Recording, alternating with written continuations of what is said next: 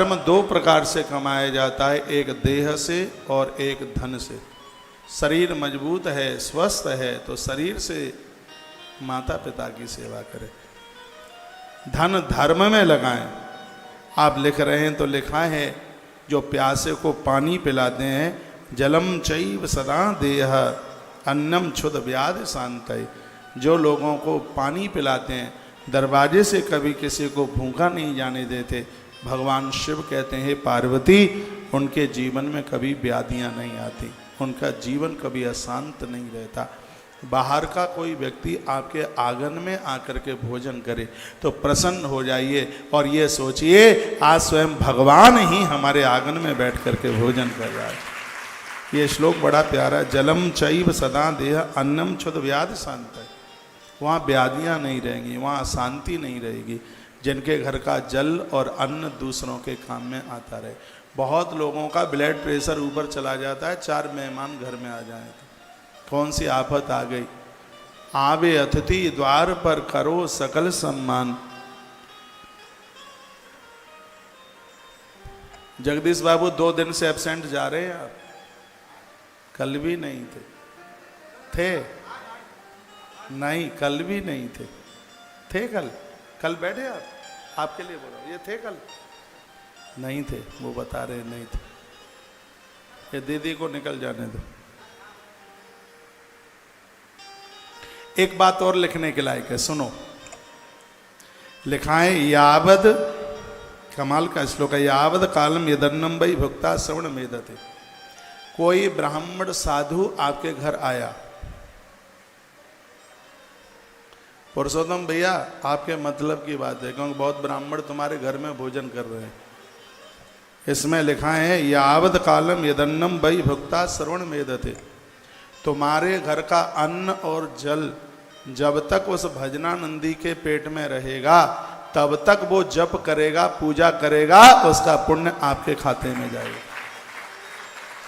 ये भगवान शिव के शब्द हैं, यावत कालम यद अन्नम वै भुक्ता श्रवण मेदते। वो कहीं कथा भी सुनेगा, जप करेगा, तीर्थ यात्रा करेगा, जब तक उस अन्न का असर रहेगा, जब तक अन्न का कड़ पेट में रहेगा, तब तक पानी उदर में रहेगा, तब तक उसका किया गया सदकर्म उस अन्नदाता के खाते में जाएगा।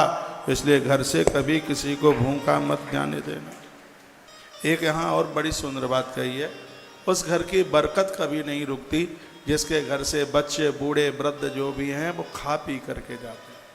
आजकल होटलों का मामला ज़्यादा है। सुबह आप घर से निकलते हैं माताओं, आपका पति भूखा दुकान पर ना जाए, आपका बेटा भूखा स्कूल ना जाए, कोई भूखा ऑफिस ना जाए, तो खा पी करके, और आप चाय के साथ नमकीन दे देते हैं, कुछ भी नहीं है तो सब ऐसा ही है। चूल्हा सुलगना चाहिए, पराठा बनाइए, रोटी बनाइए। रास्ते की चली हुई रोटियां कभी नहीं खाई जाती, पराठा रास्ते का, उसमें घी लगना चाहिए। नाम के आगे जी और रोटी के ऊपर घी बहुत स्वाद देता है। ये बिना चुपड़ी रोटी मत खाया करो, बिना, ये भूतों का भोजन है। भले थोड़ा लगाओ घी, असली वाला, नकली नहीं, असली घी। और हम जैसे लोग आपके घर में आ जाएं तो बिना घी के मत परोसना। हम जैसे का मतलब जो भी आपके घर साधु महात्मा ब्राह्मण लोग, आजकल इनका अंदर का सिस्टम इतना कमज़ोर है, ये दाल रोटी मांगते हैं। इनको बोलो कि दाल रोटी भात घर में खाना। कौशिक महाराज ने कथा में बोला है, साधु ब्राह्मण आवे तो पका हुआ भोजन, पूड़ी तली तलाई हो, उसमें खीर, मीठी वाली खीर वो होना चाहिए। क्या सूखा रोटा, सूखी रोटी, सब सूखी रोटी मांगते, तो उनको पक्का भोजन, इससे पूर्वज प्रसन्न होते हैं। वित्ताय वर्धनम कुर्यात् वर्धान से नहीं साधका हेते निमित्त में देना भोगम भोगाम चते चरेत। इन सब चीज़ों से संसार की सब संपदाएं मिलती हैं पाप बुद्धि, और इसमें पाप बुद्धि नहीं होनी चाहिए, ऐसा भी भगवान शिव का ये दिव्य वाक्य है।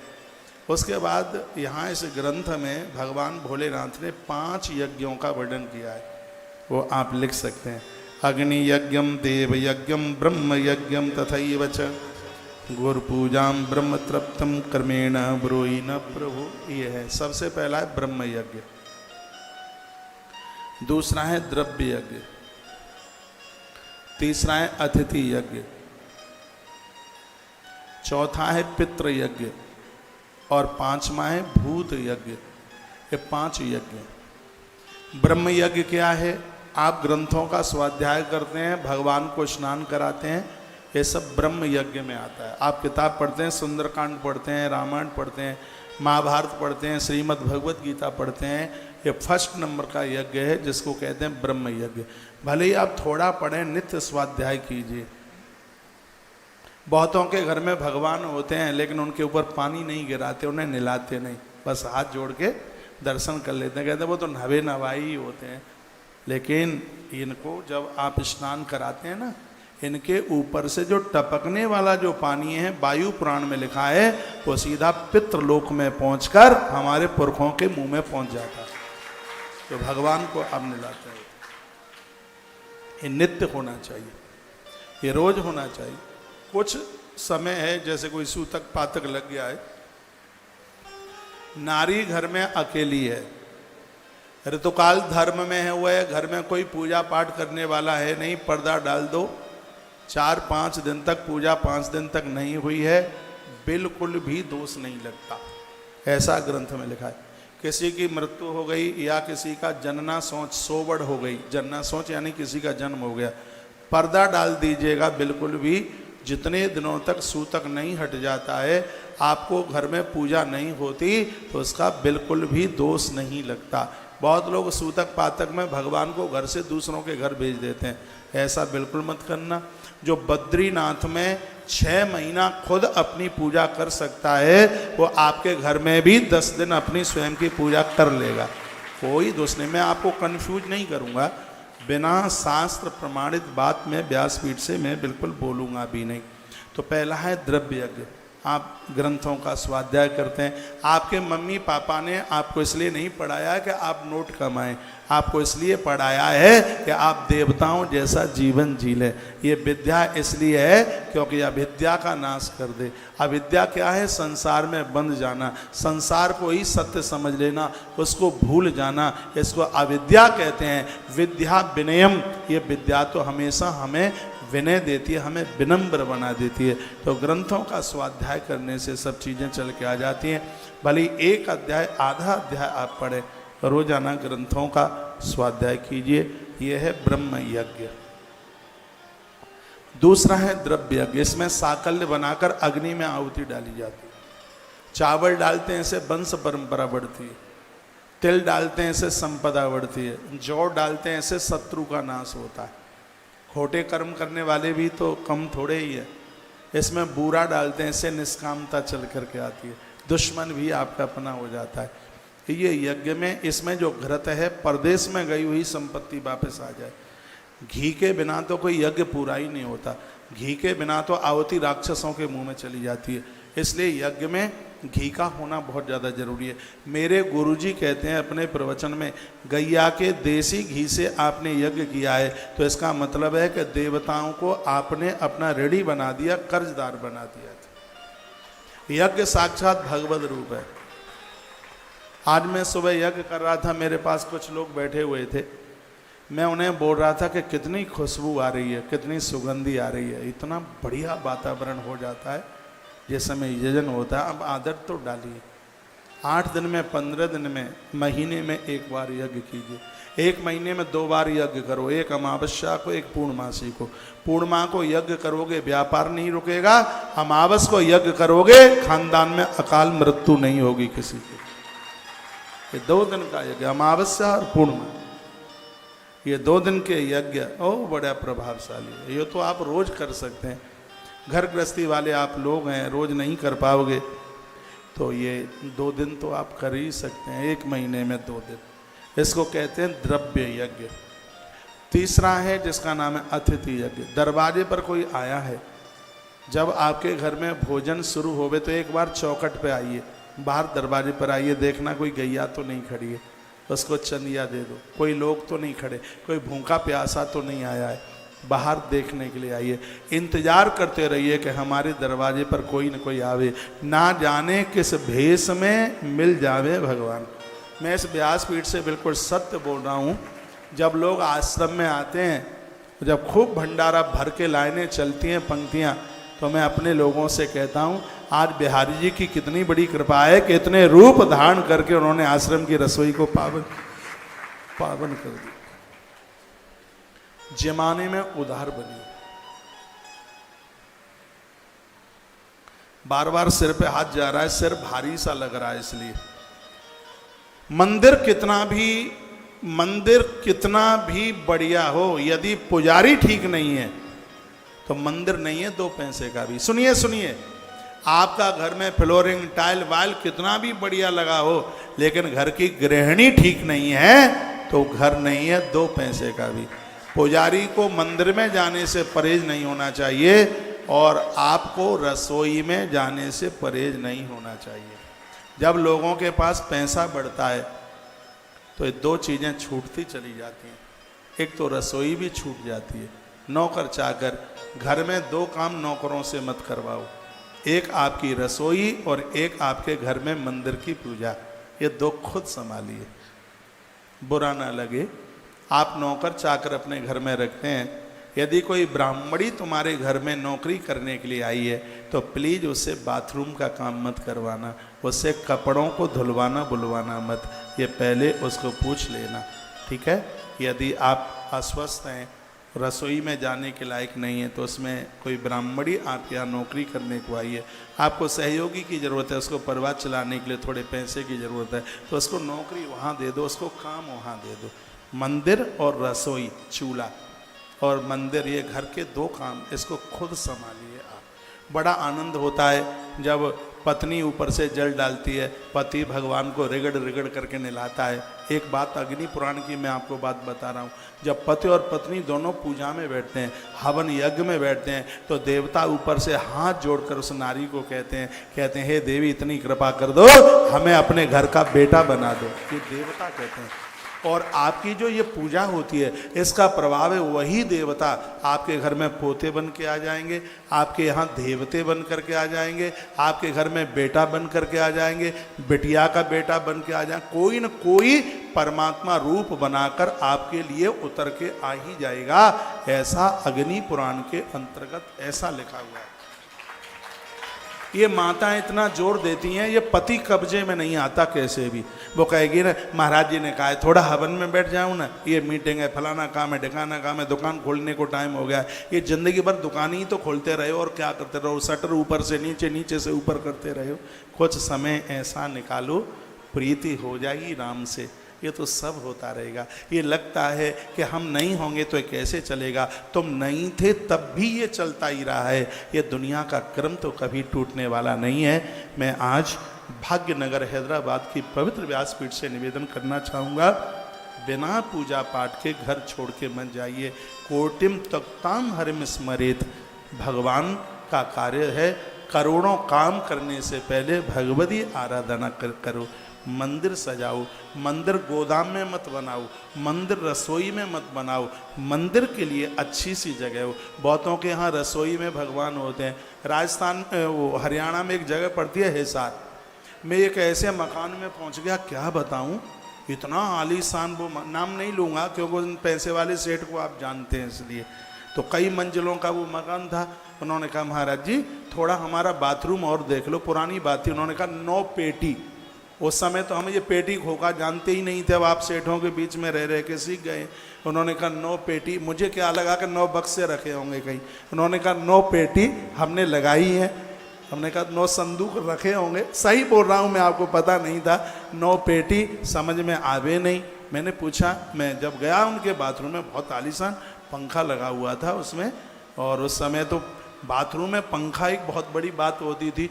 बाथरूम क्या था, आधा घर उतना बड़ा बाथरूम, उसमें सो लो जाग लो, इतना बड़ा बाथरूम। हमने कहा पेटी तो इसमें कहीं दिख नहीं रही है, और आप कहते हैं 9 पेटी उसमें लगाई है। उन्होंने कहा 9 पेटी का मतलब 9 लाख रुपया इसके ऊपर खर्च किया है। मैंने पूछ लिया, लाला जी बाथरूम बहुत बढ़िया है लेकिन मुझे मंदिर दिखाई नहीं दिया, एक बार अपना मंदिर तो दिखा दीजिए। सो रसोई में ले जा करके हमें खड़ा कर दिया, ले जाके रसोई में, तो गोपाल जी बैठे हुए थे रसोई में, हमने कहा गोपाल जी से क्या गलती हो गई है, धुआं धक्कड़ में बैठे हैं, इनके लिए कोई अच्छी जगह बना देते। वो बोलते हैं पूजा करने को समय नहीं है, भोग लगाने को समय नहीं है, रसोई में बैठा दिया है, इनको बोल दिया कि जब भूख लगे तभी पतीले का ढक्कन उठा के खाते रहे।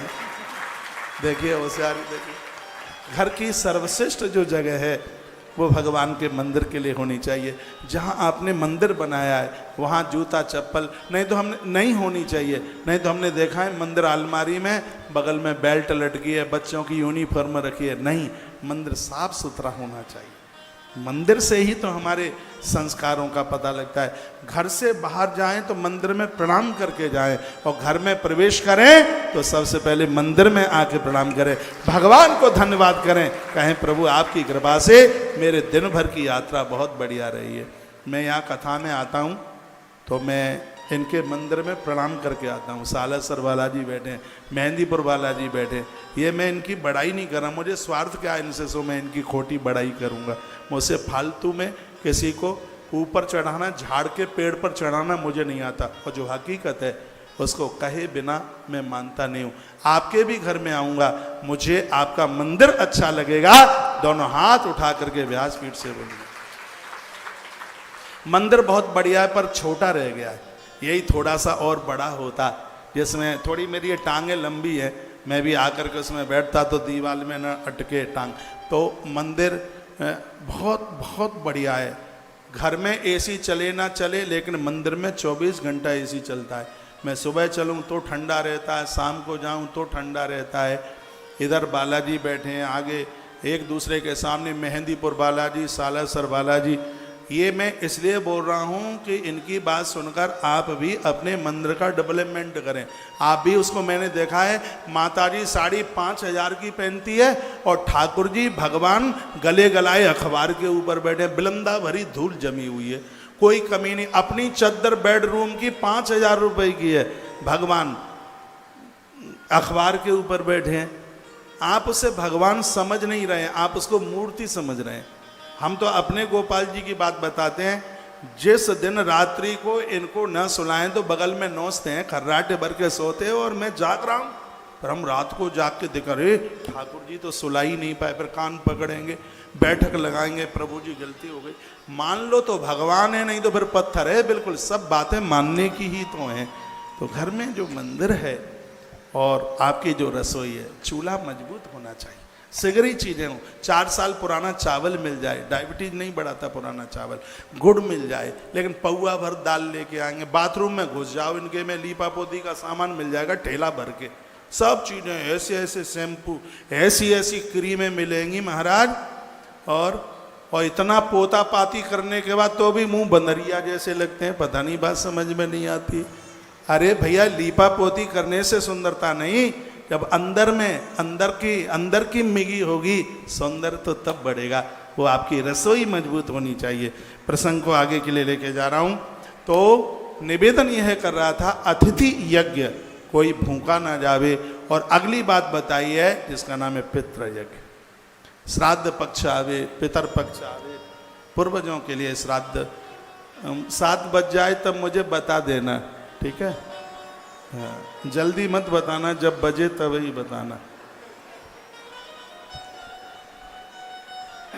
तो अब कसर तो निकाल लूं, जो कथा छूट गई है बीच में। थोड़ा सा और 5 मिनट और दे दीजिएगा, मुझे पता है आपको देर हो रही है। कल की कथा बहुत हल्ला बोला, अभी बेलपत्र महात्म्य सुन के जाओ आज। हाँ, 5 मिनट और लग जाएंगे।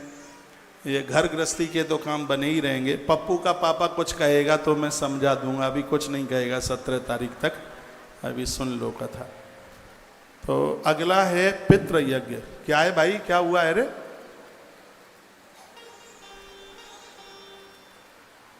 नहीं चलता नहीं है मानो।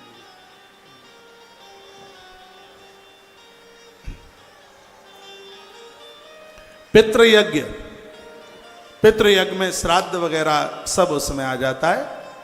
और उसके बाद में भूत यज्ञ, भूत यज्ञ में चींटियों को, मछलियों को, बंदरों को, कबूतरों को, इनको दाना डालिए। कबूतर पालना ठीक नहीं है, कबूतर को दाना डालना बहुत बढ़िया है, व्यापार बढ़ता है, इससे वृद्धि होती है। मछलियों को दाना डालिए। और एक अच्छी सी बात बताऊं, बंदरों को भी खिलाइए। बंदरों को भोजन कराने से घर में बिना लड़ाकू पुत्र वधू आती है, जो लड़ेगी नहीं, झगड़ा नहीं करेगी। मैं बंदरों को इतनी सेवा करने में लगाऊं इसलिए क्योंकि तुम्हारे घर की बहुएं तुमसे लड़े नहीं, इसीलिए उन्हें डालिए। कुत्ते को रोटी डालना अच्छा है, कुतरा पालना अच्छा नहीं है। जो कुतरे को रोटी डालते हैं ना, स्वान को रोटी डालते हैं, उनके घर के ताले नहीं टूटते, उनका पैसा नहीं मारा जाता, भैरवनाथ उनकी रक्षा करते हैं। जो कुतरे को रोटी डालते हैं, कुतरा पालिए मत, क्योंकि ब्रह्म पुराण में लिखा है कि कुतरा चलते समय छू भी जाए हमसे तो चुटिया के भर पानी में डूब करके नहाना पड़ता है, तब तो शुद्धि मिलती है। लेकिन कुतरा जिनका गलुआ चाटता रहता है उनका क्या करें हम, जिनके कपोले ही चाटता है वो, उनका आप क्या कहेंगे। सुल्तान को बगल में ही सुलाएंगे, संग सुलाएंगे, खुद नहाएंगे, ब्रीज साबुन से उसको नहवाएंगे, डब से उसको दे घिट्टम गिट्टा गिट्टम गिट्टा। अपने पास भले ही चाय के लिए दूध नहीं है, लेकिन उसको रोटी मिड़ेमा, उसको कटोरा भर करके उसको दूध पिलाएंगे। अरे भैया ये कुतरा कल्चर को छोड़ दीजिएगा। ये क्या आप कर रहे हैं, कहाँ कौन सी दुनिया में आप सो रहे हैं, जी रहे हैं। पहले दरवाजों पर लिखा जाता था अतिथि देवो भव, फिर लिखा जाता था सुस्वागतम, उसके बाद में फिर अंग्रेजी वाला कल्चर आया वेलकम, कुछ समय तक चला। आजकल दरवाजों पर फाटक के ऊपर लिखा जाता है कृपया कुत्तों से सावधान। मुझे किसी ने बताया 50-50 हजार रुपए के कुतरे आते हैं, गैया नहीं रख सकते हैं। आज मैं शंकरलाल सेठ जी के यहाँ गया हूँ सुबह, और कई बार ये बात बोलूंगा, आंखों से देख के आया हूँ 300 गैया। एक आदमी के लिए बहुत बड़ी बात है, उसके कल्चर को देखिए, उसके जज्बात को देखिए, उसको गौ माता के प्रति जो श्रद्धा है उसको आप देखिए। मुझे कुतरा नहीं दिखाई दिया वहाँ, एक भी मैं ढूंढ रहा था, गैया है तो कुत्ता भी है क्या यहाँ कोई, तो कुतरा नहीं दिखा, वहाँ गौ माता। मन खुश हो गया, तबीयत खुश हो गई। मंदिरों में जाने के लिए भले ही मेरे पास समय ना रहा हो, लेकिन मैंने तो भगवान को भी गौ माता में पहचाना है। और मैं सुबह ही पूजा करते हुए 8:30 सवा 8 बजे यहाँ से निकल गया था, और लगभग 12 बजे तक आ गया होऊंगा। आपके बाजार में जाम जूम ज़्यादा लगता है, बेगम बाजार में तो ज़्यादा ही लगता है। तो आपके पास जगह है आपके पास कोई बाह्य प्लॉट है, बाहर है कोई जगह है आपके पास, तो गैया रखिए ना, गौ माता का दूध पीजिए। देवी भागवत में लिखा है जो गैया का दूध पीते हैं 10,000 साल तक वो बूढ़े नहीं होते। हो सकता है बात सत्यों की त्रेता की रही हो, तो मुझे लगता है कलयुग में भी जो गाय का दूध पिएंगे वो 100 साल तक बूढ़े नहीं होंगे। मुझे देखते रहना, 100 साल तक बूढ़ा नहीं होऊंगा, क्योंकि गैया का दूध पीता हूँ इसलिए। हाँ, बुढ़ापा आएगा ही नहीं, गैया के दूध का प्रभाव है। आप भी यदि बूढ़े नहीं होना चाहते हो तो कॉफ़ी चाय छोड़ो, यही तो घुटनों में दर्द कर रही है जोर से। कॉफ़ी कैंसर फैला रही है, गठिया का रोग ये चाय पैदा कर रही है। अरे भैया दूध दही खाओ चकाचक। गरुण पुराण में लिखा है कि 15 दिन गौ गव्य पेट में नहीं गया, ऐसे जीव की मृत्यु हो जाए तो बताते हैं कि यमराज के दूत हैं, उस जीव के मुंह में मलमूत्र का विसर्जन करते हैं। 15 दिन की यदि एब्सेंट हो जाए, घर में कोई वृद्ध है उसके मुख में दूध डालिए, भले ही चम्मच से डालना पड़े, उसके मुख में दूध डालिए, ये जरूरी है। एक पुत्र इसलिए तो होता है, तुम्हारी प्रॉपर्टी रखाने के लिए पुत्र नहीं है, तुम्हारी मृत्यु को सुधार ले, तुम्हारी हड्डियों को गंगा जी में पहुंचा दे ले जाकर, इसके लिए पुत्र की जरूरत है। आपने तो कुछ और ही समझ लिया है, पुत्र तो वसीयत करनी है पुत्र के नाम।